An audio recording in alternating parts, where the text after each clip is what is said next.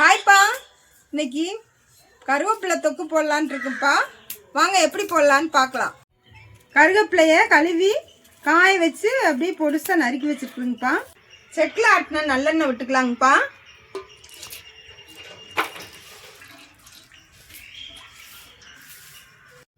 எண்ணெய் காஞ்சிருச்சுப்பா. இப்போ கருவேப்பிலையை கொட்டி வணக்கிக்கலாம்ப்பா.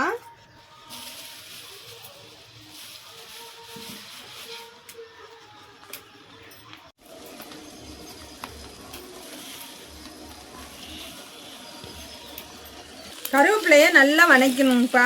பச்சை வாசனையெல்லாம் இல்லாமல் நல்லாவே வணக்கணும். கொஞ்ச நேரம் வணங்கிடுச்சுப்பா. இப்போ புளியை ஒன்றா போட்டுக்கலாம்ப்பா.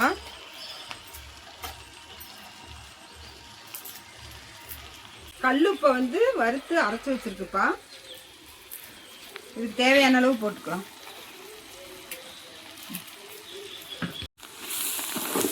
இன்னும் கொஞ்சம் நேரம் வணக்கணுங்கப்பா. நல்லா வணக்கி எடுத்துக்கணும். பாருங்க, கருவேப்பிலை அந்த உப்பு போட்டு வணக்கவும் கலர் மாறாமல் நல்லா பச்சையாகவே வருங்க. இது சாப்பிட்றதுனால நல்லா முடி உதிர்வெல்லாம் கட்டுப்படுத்தும்ப்பா. கண் பார்வைக்கு ரொம்ப நல்லது. செரிமான சக்தியும் நல்லா கொடுக்கும். இரத்த சோகை இருந்தாலும் அதுவும் சரியாகும். இது சாப்பிட்றதுனால இன்னும் நன்மைகள்லாம் நிறைய இருக்குது. தோல் நோய் இருக்கிறவங்களுக்கு அதோட ஆரோக்கியத்தை மேம்படுத்தும். கல்லீரல் பிரச்சனை இருக்கிறவங்களுக்கும் சரிப்படுத்தும். உடல் நோய் எதிர்ப்பு சக்தியை நிறைய கொடுக்கும். உடலில் கெட்ட கொழுப்பு இருந்துச்சுன்னா அதை குறைச்சி விட்ரும். நல்லா வணங்கிடுச்சுப்பா. இப்போ மிக்சியில் போட்டு நல்லா நைஸாக அரைச்சிக்கலாம்ப்பா.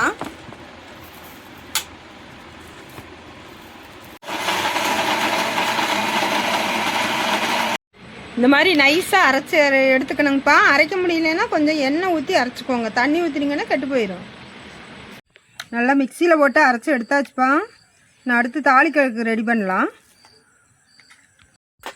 பூண்டை தட்டி எடுத்துக்கலாங்கப்பா. தோலோடு போட்டால் தான் நல்லாயிருக்கும். அதனால் தோலோடு போட்டு அப்படியே நல்லா 1-2 தட்டிக்கலாம். நைஸான தட்ட வேண்டாம்.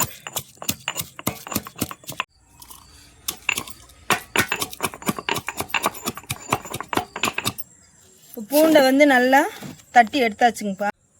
இப்போ ரெடியாக இருக்குப்பா. தாளிச்சு விட்டுக்கலாம்ப்பா. எண்ணெய் ஊற்றிக்கலாம்ப்பா.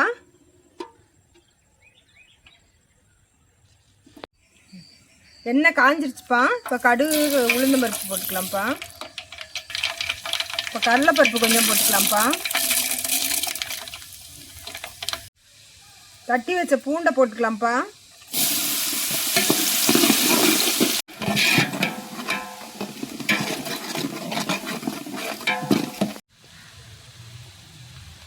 பெருங்காயத்தூள் போட்டுக்கலாம்ப்பா.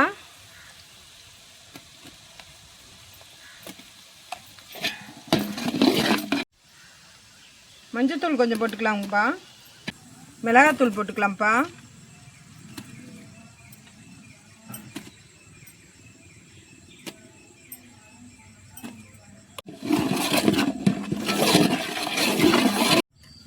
அரைச்ச கருவேப்பிலையை இதில் கொட்டிக்கலாம்ப்பா.